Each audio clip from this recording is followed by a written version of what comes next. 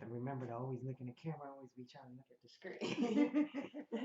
What's up, y'all? This is the RainyRain show, and like I've been saying for weeks, Miss Trena Matthews, I've been telling y'all about this book for probably the past couple of months, since June, when we met in June. So I've been telling y'all about this month for June, and finally we have her here. So thank you, Miss Trena, for joining the RainyRain show and being a part of the Thank you guest. for having me. Not a problem. Now, I have gotten halfway through the book, and this is, man, this book is awesome. So y'all make sure y'all get it. And halfway through is like these poems and stuff that this woman has in here. If you don't know what to say to your man, or don't know what to say, or how to express your feelings, get this book. It will exactly tell you how you get with this feeling. Excuse me. So I said enough. We're gonna let Miss Jeanette. So tell us more about it. Well, when I started writing this book, it didn't start off as writing a book. It started off as me letting my emotions out on paper because I couldn't say what I wanted to say to the person that I was going through everything with. And every time I would try to express how I felt, the comeback was always, it's your fault. And I got to a point where I felt, really shameful about myself. And I was like, wait a minute, hold up. I didn't do this. I didn't start this.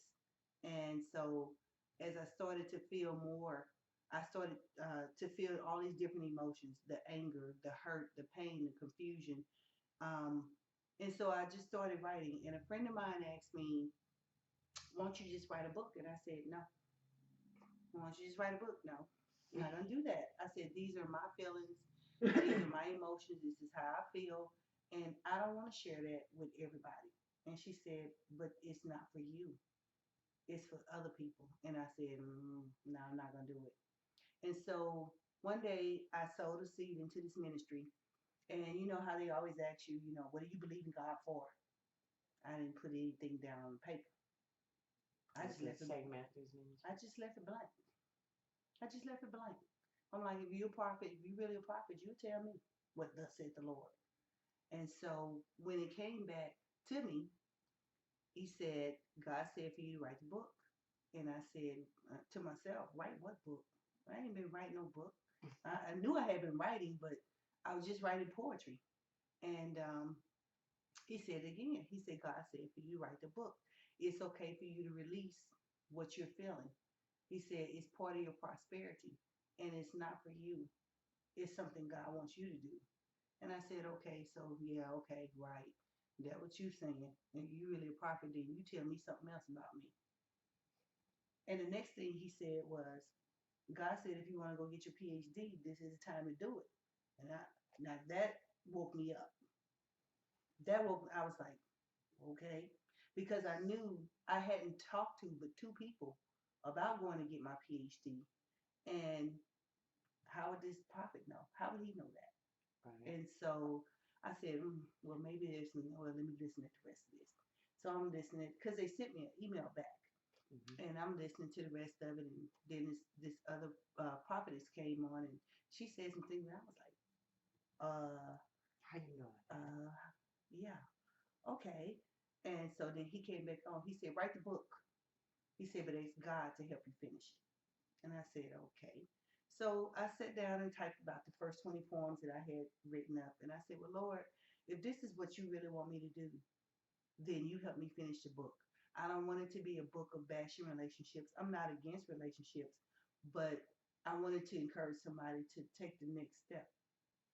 And so to me, this book is more about expressing everything you feel when you're going through that moment of trying to get back to finding out who you are.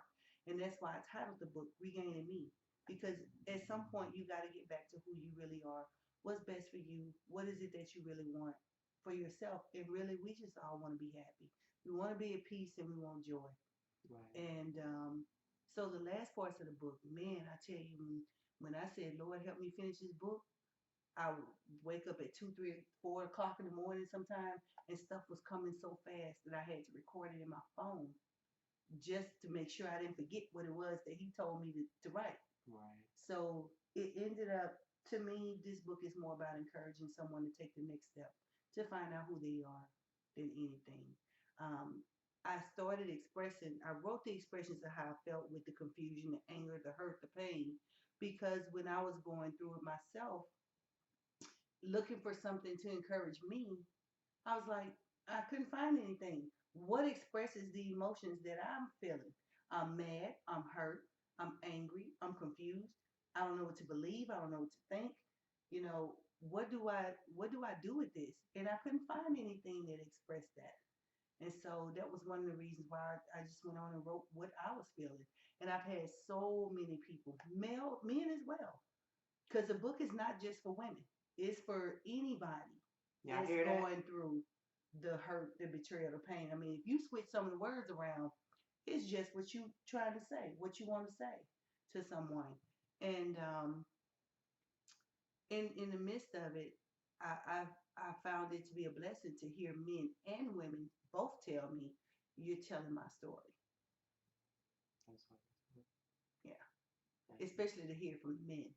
right. Because men are hard to express their feelings anyway, let Yeah, alone to verbally come out and tell you, hey, that helped me out. yeah. I remember I was sitting at a club one night when I first released the book, and I was talking about the book and what was in it and what it was about. And this one guy said, "That's for women." I said, "No, it's not. It's for anybody." And the bartender jumped in and said, "No, it's for everybody. You need to read it. You need to read it." I said, "Tell me a situation about your life, and I guarantee you there's something in this book for it." So he was like, "Well, I was loyal to this woman, but she wasn't loyal to me." I said, "Okay." Immediately flipped through the book, went to a poem called Loyalty. I said, "Read this." He started reading and then, "Man, don't this sound like me? Don't this that's me right there, that's me. Don't this sound like me? What not like that?" I said, "Didn't you just sit here and tell me this book was for women?" He said, "You right. This could be for anybody." And so he said, "Well, what about this?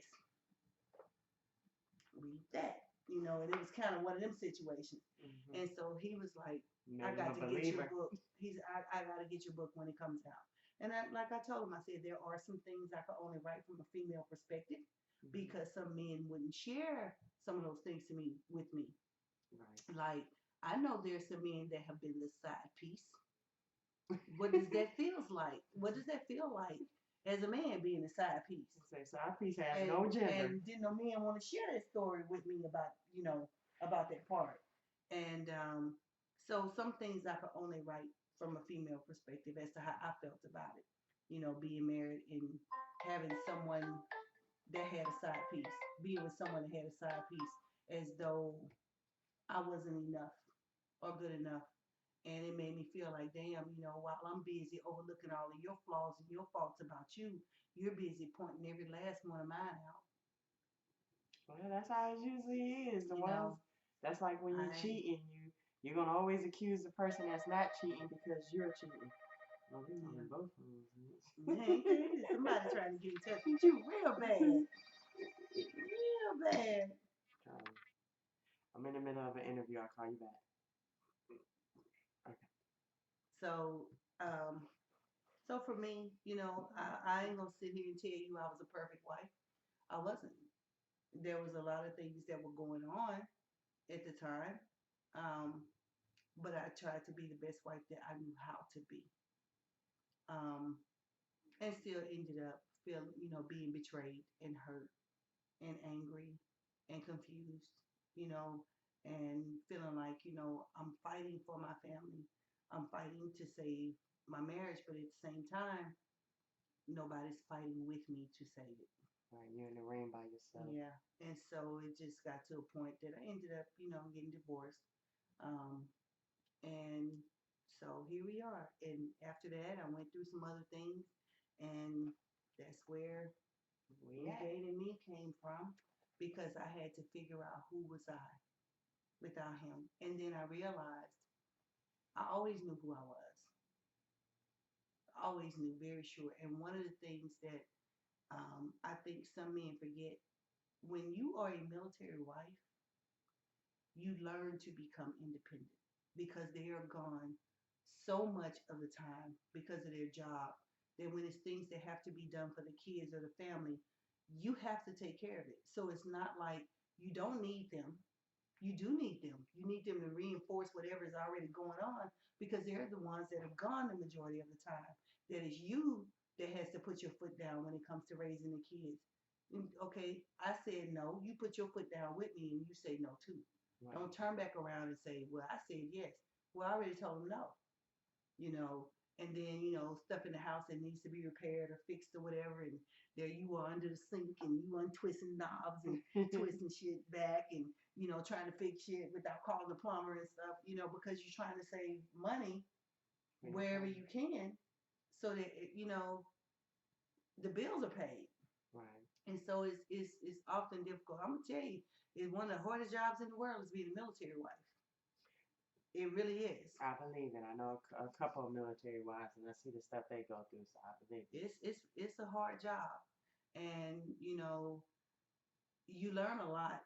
But when you get to a point that you're that independent, sometimes you're a threat to your spouse. I never looked at it that way. Yeah, and if you're educated, that can also be a threat to your spouse. The fact that you are educated and they're not can be a threat to them as well.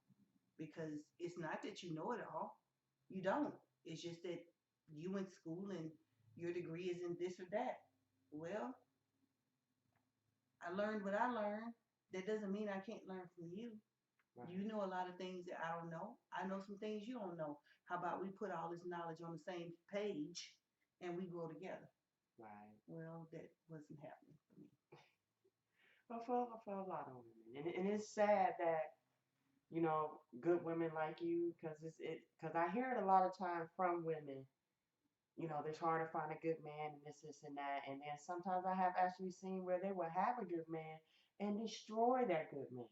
So it works either way, no matter what the sex is. A relationship is a relationship.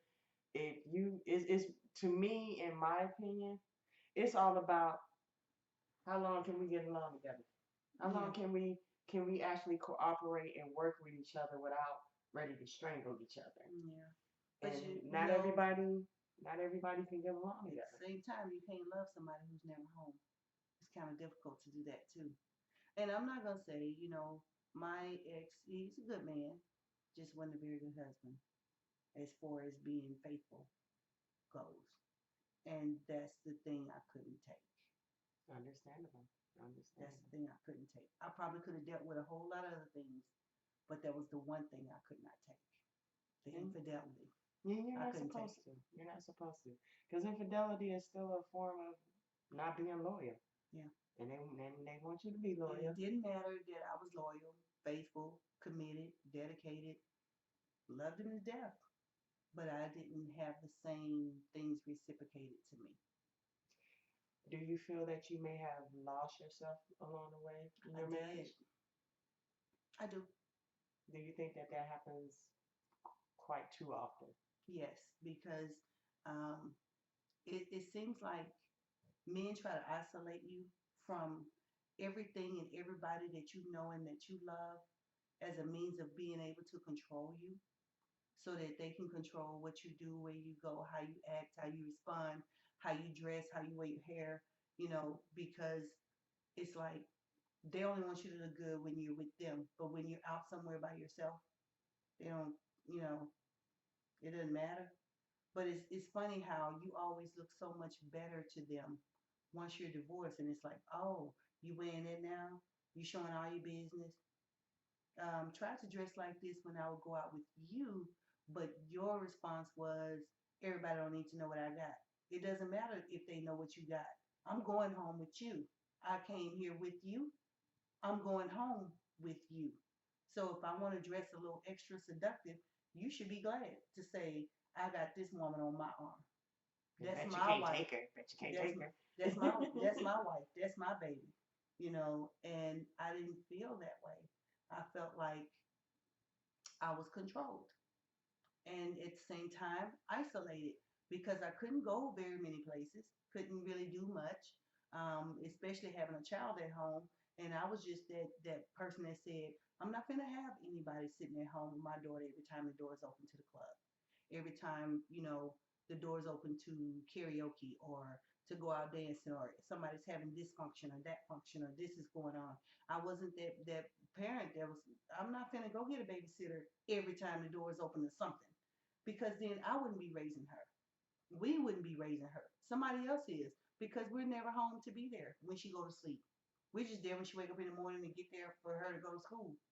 But what happens at nighttime? Are we there? Yeah, we might have did homework and all that with her, but was we there for the other things beyond the homework moment, getting them to school, getting them from school? What about all those other things? And one of the things that I had to deal with was the fact that my mother, she has Alzheimer's. Actually, she's in the advanced stages of dementia now, but she wasn't eating when she was, with the family in Louisiana. And they was like, well, we're going to bring her to you because you need to see for yourself how she is and what's going on with her. When I saw her for myself, from the last time I had seen her to when they told me I needed to see for myself, my mother had lost about 20 pounds over a 2 month period. Mm. And I thought that was a little strange. And they kept telling me, she's not eating, she's not eating. Well, every time we put a plate in front of her, she was eating up a storm. So I couldn't understand why they kept saying she wasn't eating. And I said, no, they just not taking care of her like they should be. That's how I felt. And I'm not saying they didn't. They made sure someone was with her all the time, that she didn't wander off or things like that. They did the best that they could under the circumstances. But when I got her, I said, I can't send her back. Right. And I think that in my making a decision to keep my mother here with me to take care of her probably hurt my marriage a whole lot. But I'm the only child. It wasn't like I had so many other people that I could go back to and depend on and lean on and say, you got mom, you got her, you got mom, okay, well, when I come to Shreveport, I'll give you a break and, you don't have to worry about her the weekend that I'm there. I didn't have anybody to lean on to help me. No It was support just system. me, and I'm the only child, so I'm the only one with power of attorney that can sign anything that has to do with her care. So I kept her here because I knew I couldn't keep her in the house because I was always scared she's gonna fall down the stairs, and I couldn't sleep at night because I would hear her up rumbling, and I was like, Lord, if she stepped down, if she fall down the stairs, oh my gosh, and that worried me so much.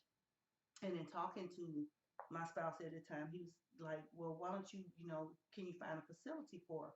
I said, I know that's the best thing I can do because I can't keep her here. And I'm up all night and can't sleep and got to work the next day. I know I need to find her a facility. Just so happened this lady at Rosewood told me everything I needed to do to get her into a facility. Everything. When the Medicaid office wouldn't tell me nothing, this one lady here told me exactly what I needed to do to get her into the facility.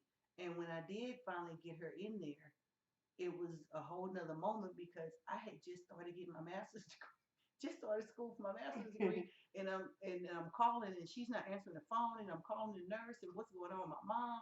She, when she finally did, well, right before she wasn't answering the phone, she had called me and she was just crying and crying. I'm like, Mom, what's wrong? She couldn't tell me. I'm calling the nurse, what's wrong with my mom? And so my instructor actually took 30 points off my grade because I left to go see what was wrong with my mother. Mm. And I'm like, well, you do what you do. But I didn't got but one mother and one chance to take care of her. Right. And I'm going to do what I need to do to take care of her. And it got to the point that I felt like if he couldn't understand that with me being an only child, that I don't have anybody else to lean on. It's just me. It's just me. Then I knew eventually we was gonna have a situation, and I think at that point we started to kind of grow further apart because I had to do what I had to do for my mom. Right. And it's not that I intentionally, set out to be neglectful or anything like that, but if I didn't go check on her, who was? Right. You all she has. Yeah. You all she has. But Now, it's been bittersweet. but you look good though. I try to. I You try, look good. try to look like something. I do try to look good when I go Yeah, out, yeah. though. I mean, I I do. caught her I at a do. bad time, so that's why we looking ratchet. We both was at a bad Yes, time, yes. but once you get the book, you can see a couple of wonderful, wonderful pictures of her. and get to see her. Especially this one. I love this one.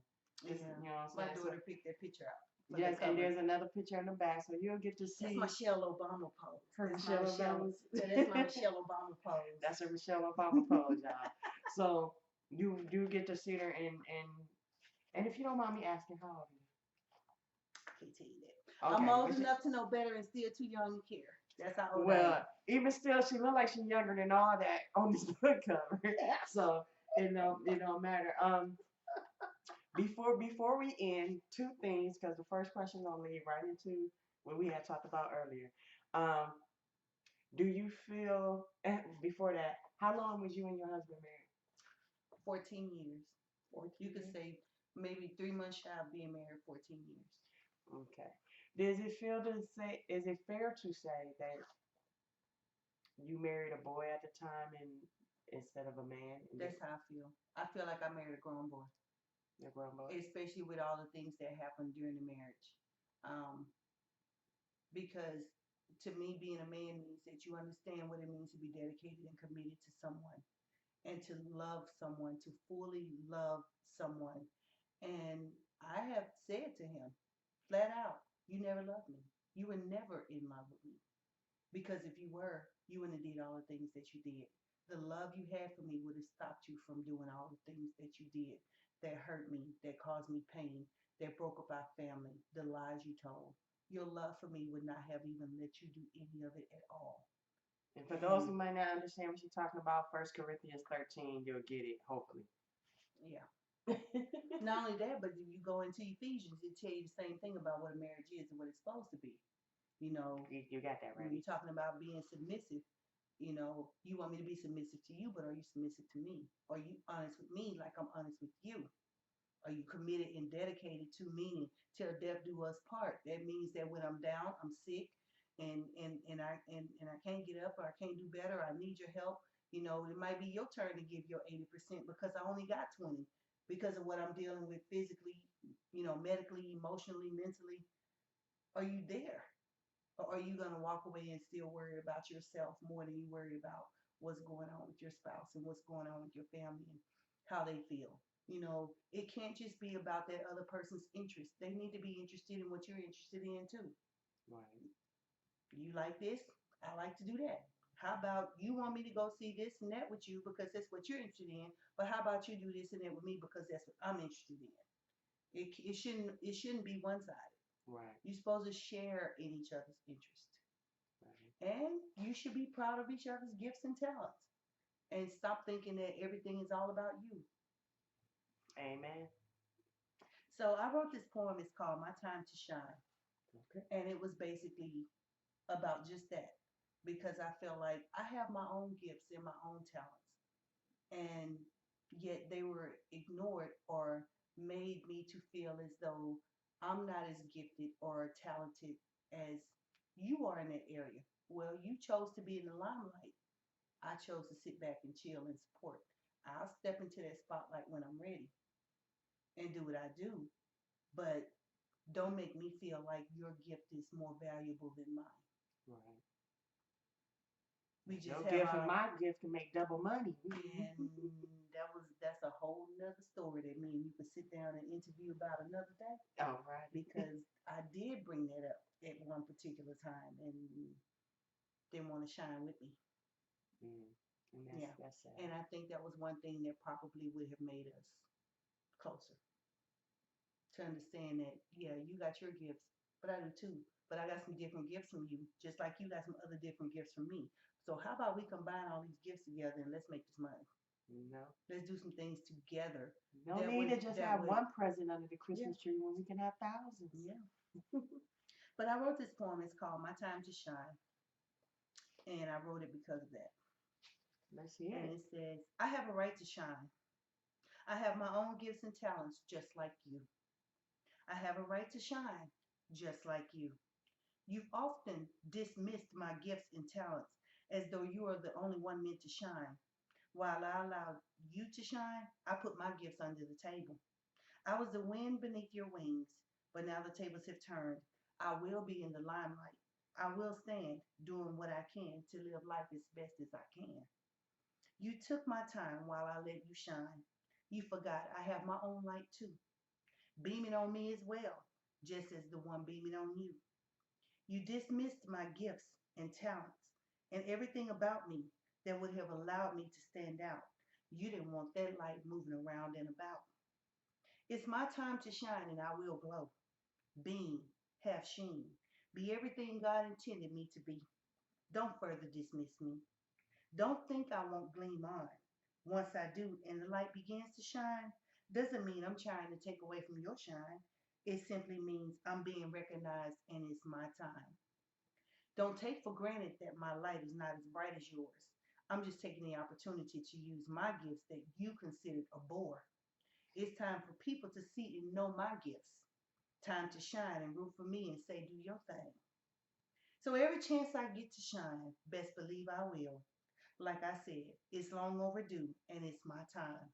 You just sit back in the cut, watch, and chill. And then I had to throw, of course, I had to put that picture in there. Like Yeah, that. she had to put a sexy picture. You know what I'm saying? Yes. She got her fucking dress on in there. Girl, that red was working. Red dress was working. Well, I want to thank you for giving me your time, and talking about your book. I will every week. You won't hear me talking about this book even after I'm done with the interview because this is a wonderful book. I'm halfway through. I'm mad because I had to stop from reading it because it's good. It's so good. I want to read one more. Look, go ahead. I want to read one more just to let you guys know. When I said real talk, I meant real talk because when we're talking about, the anger and emotions that we feel when you're actually going through that thing, we have some words and things really cross your mind when you got some words and you're that hurt and you're that angry about some things. So just to let you know just how much real talk I wrote in this book. I wrote this poem. It's called Name Calling.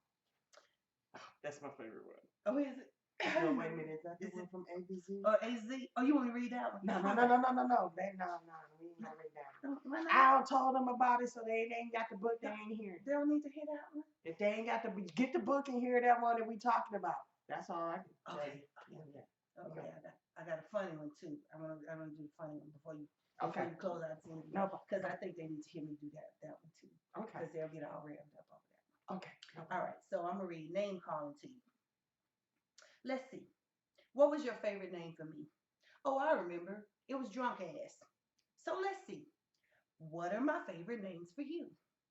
Phony, broke, user, abuser, sperm donor, lame, ungodly, drunk, yep, that's your name too, liar, cheater, asshole, bitch, punk, pretender, one hell of an actor, hellraiser, button pusher, runner, womanizer, prideful, egotistical, unvaluable, fake ass, attention seeking, evil, enemy, ex, unworthy, fucker. While you calling me names, I got quite a few of my own for you too. And yes, I can call you names as you do the same. You just know this list ain't complete. That's something that should have been in Mad Diary of a Black Woman. that should have been something in there. Should have been an acrimony. I haven't seen that movie yet. This is like the written version of acrimony. Ooh, y'all heard that. So if you seen Acrimony and you like that, then you definitely gotta get the book. And where can we find the book at? The book is on Amazon. It's available in Kindle, paperback on Amazon, in Kindle and paperback. It's also available on Barnes and Nobles and paperback and Nook version. And I'm trying to figure out why the Audible version is not downloaded because I recorded it myself. I didn't have anybody else do it. I wanted to express the feelings that were expressed to me. Now, I don't want y'all to all think that this whole book is about me or what I've been through. It's not. There were several people that shared their stories with me, men and women, that I actually wrote about in this book. So it's not all me. It was just a lot of how I felt. But when I asked people, hey, would you like to share your story with me for what I'm writing about? There were several people that said, oh yeah, I got a story to tell you. Let me tell you what happened. And so what I did was those that shared their story with me, I took it and I wrote it in the form of a poem, took it back to them and said, is this what you want me to say before I put it in the book? And so many, girl, you dead on it. Don't change a word. That's it right there. And so I had a good friend. He was like, nobody ever talks about the unspoken hero. I said, well, who's the unspoken hero? He said, single dads. And I said, hmm. He said, I'm talking about single dads who have custody of their kids, not just someone who has kids and the kids live with their mother and their father. And, so they kind of are, they fall in the category of single dad.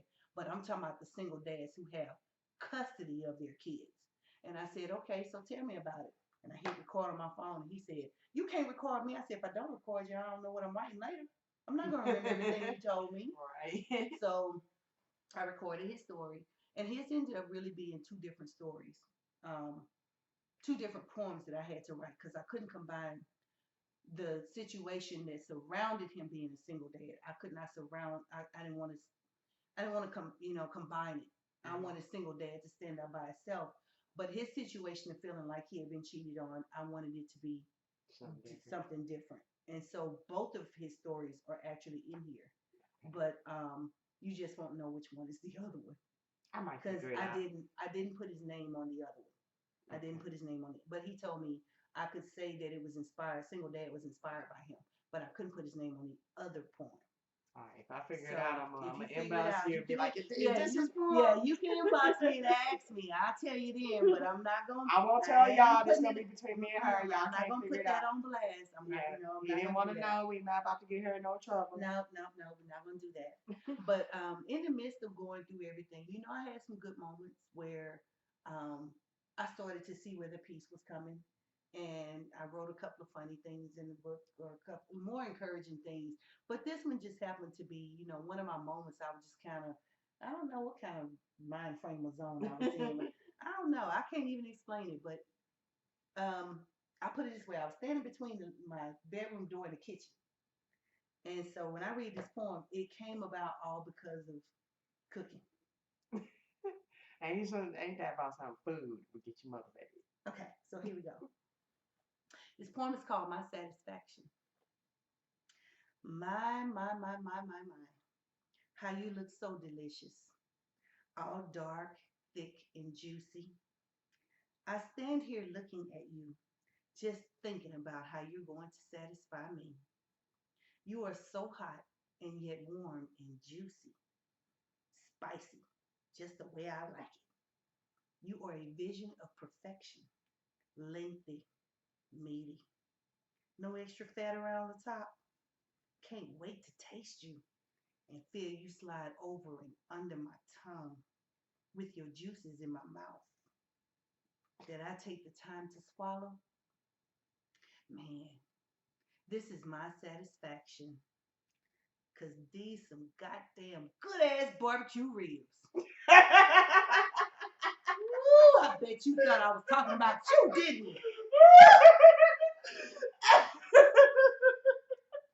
So yeah, that's why I told you, that's why I told you, I was having a moment. I was having a moment, and I had cooked some ribs, and I was standing there looking at them because they were smelling so good. And I was like, man, they're done. Okay, I can go ahead. I can eat now. And I was just standing there, and I was like, damn, I'm right about that. I'm right about that. So it kind of led into. You see me over here like, it kind of led into what is a nut. Yeah, that's why I'm like, yeah, it led into nut. The next poem. The next poem is called Nut. I thought she was going somewhere else with The next poem is called Nut. The next poem is called. No, I love the poem Vibrator. Oh, Vibrator. No, we not gonna read it. We not gonna read it. No, we not gonna read that. Y'all got to look. You got But every freaking occasion that you can think of is in this book. I promise you. Vibrator, your ass. Oh man, these are some Parmesan. Oh, yes. Parmesan is in man, there. Yes. Like, like you don't even have. I'm trying to just read cover to cover so that way I won't miss nothing. But she has the titles all in there, so you can skip around. So if you see a title that stick out with you, go ahead and start reading from there. But I was not expecting that. You got me for a loop on that.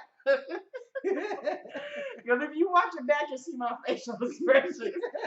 And then I'm like, Priya, you talking about something I like? I mean, but really, when we think about it. Don't we want a lengthy, meaty, juicy rib with no extra fat around the top? Don't we? Well, I like the fat around there a little bit. A little bit. Yeah, I mean a little bit, but I don't want to see no whole bunch. You know, Yeah. that's, And then after, yeah. that's kind of like, you messing with my taste buds. I'm thinking I'm finna get a rib. Like all this fat that ain't doing nothing for me. Oh goodness. Just gushy. Look, wait till I gotta call Marsha when we get done and tell her. So I mean, She got to read that part. Well, really, I got the book, so she can't read nothing until I get done. I don't know. Y'all know Rainy's gonna be reading this to y'all periodically. She's gonna be reading some things to y'all from the book, as well. Every other week, I would So, give y'all one so we can make it last. How she'll about that? give you a little something from there. So y'all got this y'all week. So respond and tell her, Rainy, we want you to read nuts. I can't be serious. I'm trying to be professional and serious, and I can't. That was a good one. Cause I'm sitting here thinking like, okay, I hear her, but I'm trying to like blank it out because I'm like, girls, she's talking about sucking dick, like, No, but it's not. that's how you think about it when you first start but talking. actually, it's not. Yeah, after you get to the end, we talking about some food, some ribs, yeah. But nut is not about sucking dick. No, I wasn't talking about that. I was talking about that. Oh, you're talking about some ribs. Yeah, but I can't wait to taste that rib. When you bite into that thing and it's like, especially when it's cooked right. If you'd have boiled that thing first and seasoned it with some. You should have put a recipe in the back. Well, no, I ain't got to do that. I got a friend of mine that's, he's a professional chef, and that's what he's doing. He's writing a recipe book. Okay. So, matter of fact, shout out to the Florida Cajun for catering my daughter's birthday party. All right, Gotta give a shout out to the Florida Cajun, Mr. Vincent McKnight. Got it going on. Y'all look him up on Facebook. Excellent chef, personal chef, will come to your house and cook for your party if you need him to. Got it going on. That means if you just want to have a romantic dinner with your lady, Yes. go on and call him. You don't feel like cooking, Yep. and just have him leave before she come and tell us you cooked all the crap. Yep. And then Them type of lies is okay in your relationship. Yeah. And here's a good one too. Now my friend Felicia Turner, you go online and find her, she actually does pleasure decorations. So if you're trying to schedule, a romantic evening, for your lady, she'll come in with the rose petals and lay out the lingerie and the whatnot. She does that type of thing. That's So awesome. Her business is called Unique Pleasures. So yeah. I heard that name before, but I thought it was more of a baby. lingerie type thing. No, she comes in and helps you set up your room for the ambiance to be there. From the time that person hits the door to the time it's time to get down to get down. Okay, but this is August, September, October, November, December, January, February. So y'all have 6 months. We gonna give y'all like 3 different things. So you got somebody to help come set the stuff up for Valentine's Day. You got somebody to come cook for you. It's 6 months, so schedule now. You got somebody to come And if cook you for inbox you. me and give me some information about your person, I will create a poem for your significant other at a little cost that fits their personality that you can read to them and tell them how you feel about them. All right, so all that you can get that done for Valentine's Day, Christmas. It don't matter what holiday. Any year. But Create we know your own holiday. Yeah, but we know y'all men out there kind of lazy. Y'all gonna wait for that man-made holiday to come up for you to do stuff. So now you got some ideas to get started for Valentine's Days, men. So and ladies as well, because a lot of ladies. Well, no, because Valentine's Day is for the females, and let's get it straight. Sweetest Day is for the men. Y'all don't get both days. Y'all can't have Valentine's Day and Sweetest Day. That's like him being with you and then cheating. You can't have it both. Y'all get y'all Valentine's Day very 14th. The men get October the 19th. Sweetest Day. Right. Sweetest Day. Yeah. Because a lot of people don't know about that, or they all think it's just for the ladies. It's not for the ladies. No. So even still, October is right around the corner. So ladies, you got something, if you ain't for sure what to do, or even if you ain't that romantic type, Miss Trena will write you a lovely poem. Yep. And her friends will cook for you and set the stuff all up. And I'm pretty sure you'll probably come out a lot cheaper than if you try to think and buy all this crap yourself and try to do it all and burn up the food and everything, and the rest is looking like the kids did it and all that. No, Ben specializes in Cajun cuisine, but he can cook anything. But he said that's his love, Cajun cuisine. But he does a lot of really wonderful Italian dishes as well too. Okay, shoot them names out one more time. Vincent McKnight. His business is called the Florida Cajun. So you can look him up on Facebook, and then you have Felicia Turner. And or matter of fact, I think on her page for unique pleasures, it's under Felicia Williams. So if you're looking to set up some romance and some ambiance, you need to get with these people. They can get you started. And them two work very well together. She does the decorations, he does the food. I got your poetry so you can have something sweet to say to that person you love. So all you Gotcha. gotta do is buy the flowers and make sure you're there Yeah. and to let the people in to do their job. Yep. That's it. So you heard it here first on the Rainy Rain show. So I help you out for Sweetest Day and Valentine's Day. Thank you And every again. other special Yes, occasion. every other special occasion, but like again, we know you men is lazy and y'all gonna wait Mm-hmm. till them holidays come. So I ain't mad at you. I do it sometimes too. I ain't mad at you. So, Yes. but again, thank you. Thank you for having me. Thank you, cause we met at the Juneteenth celebration when I was in Harker Heights, and she came up to my table and she asked me about what I was doing and asked about what she doing. So I went and seen her table, and the spirit and the vibe that I got off of this woman just. I gotta have her on my show. I gotta talk about this show. I gotta talk about this book. Wait, how much is the book? I'm gonna come get this book. So I think it was about Yeah. 3 or 4 weeks later. I came in, contacted her and got the book, and I've been on it since. I'm really upset that I had to stop, but it was with me trying to write my book and reading the two books Oh, between two y'all books. gonna It was love like this I got book. too The much stuff. cover, I've only seen the cover so far.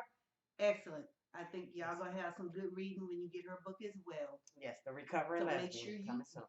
make sure you get her book too. And we gotta support each other.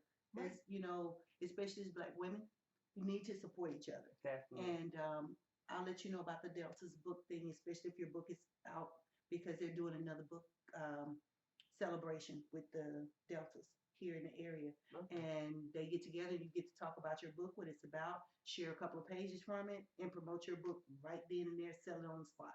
Oh, that's wonderful. Yeah, I'll Awesome. let you know when that's coming up too. Definitely, definitely. Yep. Well, thank y'all for tuning into the Rain Rain Show. I told y'all we was gonna have pre-recorded shows so that way we ain't gotta worry about internet crashing and everything because we be in some good topics and sometimes I don't be paying attention to this blue light on this camera. So we be on party talk for like five, like my one that we talk for like 5 or 10 minutes before I realized the camera was off. Now, I do want y'all to realize this is a book of encouragement. I'm not bashing relationships. Right. I'm not against It's relationships positive. at all. But when it's all said and done and it's over, who are you when it's done? And that's why the book is titled Regaining Me. Regaining Me. Who are you when it's all over? How do you get back to you? And that's why some of the poems in the book is called Victory. God has a plan. I'm still standing because Lord knows, when you're going through it, for whatever reason, it seems the other person always tries to belittle you, knock you down, and make you feel like you're not everything that you feel within your heart and your spirit that you are. They Hmm. would try everything to bring you down, bring your spirit down, bring your self-esteem down. But don't allow that to happen. Male, female, it doesn't matter. If you really have a really good idea about who you really are, don't let what that other person say make you bring you to your knees to where you feel like you have no worth and no value because we all do in our own way have our own value and self-worth. Right. And that don't just happen with spouse, family as well can be Yeah. just as bad as a spouse Sometimes you sometimes. got to cut some folks off. I Yeah. mean, I've had to cut some of my family off. Didn't have a problem with it. Done. I'm not dealing with you anymore. I'm just Right. not. Right. I'm Especially not. you ain't paying my bills, I definitely ain't gotta deal with you. And then you disrespectful to me too. No. Which means I Cut. ain't gotta have you at my house. Cut. And it's been almost a year since I cut quite a few family members off. Right. Good But for you. sometimes you gotta do what you gotta do. Yeah, you And do. I'm so at peace with having cut these people off. I'm so at Less peace with stress. it. It'd be like that. It'd be like Yeah, that. less of them trying to convince me of who I should be and how I should handle things or do things. I'm sorry, but you're grown and I'm grown too. You may be a little older than me and I might be a little younger than you, but that doesn't mean that you have the right to tell me what to do or how to handle my situation. Especially if I didn't ask you for your advice. Exactly. Exactly that. And then you want me to respect your wishes when it comes to things that apply to you in your life, but you don't want to respect mine when it comes to things that apply to me in my life. So no, next, you got to go. Yes, Got to All go. All right. Well, again, thank you for interviewing with me, Yes, and ma'am. Thank you for I having wish me. you the best on the book. And one last question: when can we expect another book from you? Not soon. Yes, I sir. will say that I started on another book, um, but God hasn't given me a whole lot, and I'm not going to release it until it's what He wants it to be. Right. And this book goes a whole lot more deeper into being encouraged than this one. Is it another poem book? It will be poetry and short stories in this one. Okay. I will tell you this: I wrote a synopsis. Basically, it's called "Selfish and Selfless Don't Mix." Let me A see. selfless person can't be with a selfish person. It does not mix. Right. It does not work at all. One gonna drain the crap out the other. Yeah. So that one was more of a just stating that the two don't mix. It's So not when really in poetry form at all, but it's written that way. will you consider that a part two to Regaining Me, or Yes, just a total?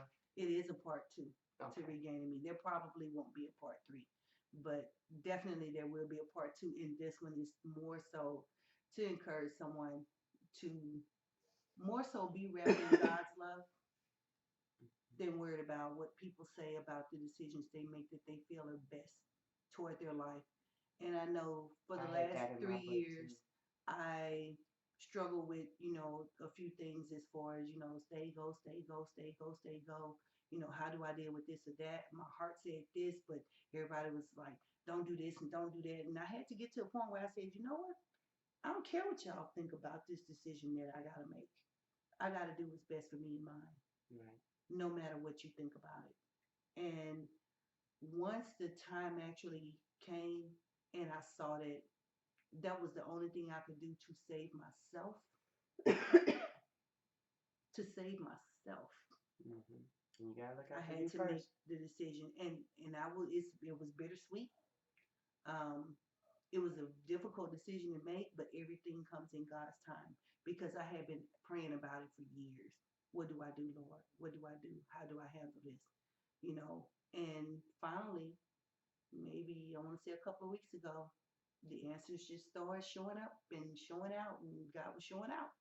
And so now, you know, I have a new way to look at my life versus trying to look at it from the hurt, the pain, the betrayal. And it's like, and I tell people, if you're going through that much, sometimes you need to put yourself in counseling. And I actually put myself in counseling. I'm not ashamed to say that. I did. I put myself in counseling because it was too much for me to handle by myself. It was and, too and much. and I commend you on that because a lot of people don't know when to recognize, hey, I need help. I can't do this Yeah. by myself. And I did. But this time, I didn't just go to counseling. I didn't want a temporary fix of you trying to tell me stay busy. Don't focus on it. No, I wanted a permanent fix. So I put myself in a different counseling this time, and I went through a Christian counseling, which was very different from any other counseling I had been through. And I realized that I had to purge myself from a lot of things. I had to actually literally just purge and say, I don't want this thing around me. I don't want that thing around me. I don't want to be reminded of this. I don't want to look at that. I'm just going to get rid of it and and as I started, the first thing that went, I was like, oh, really? Oh my God, that felt so good. I can't, really? I mean, Like how Stella got a groove back. and as I started going, yeah. And as I went through and got rid of a little more and got rid of this and got rid of that. And I started just feeling a little more different. And I went through a deliverance ministry. And man, that thing helped me out a lot, in That's more good. ways than one. And it was funny because the apostle said, you don't even look like the same woman that walked in here right now. And I felt like some deliverance came from You a lot have a of brighter things. glow to me than when I first met you. Yeah, that's what he said too. You did. And so I was like, well, okay. But I feel different. That's good. And I'm expecting some new and better things to be a part of my life now. That's good. I wish you the total best.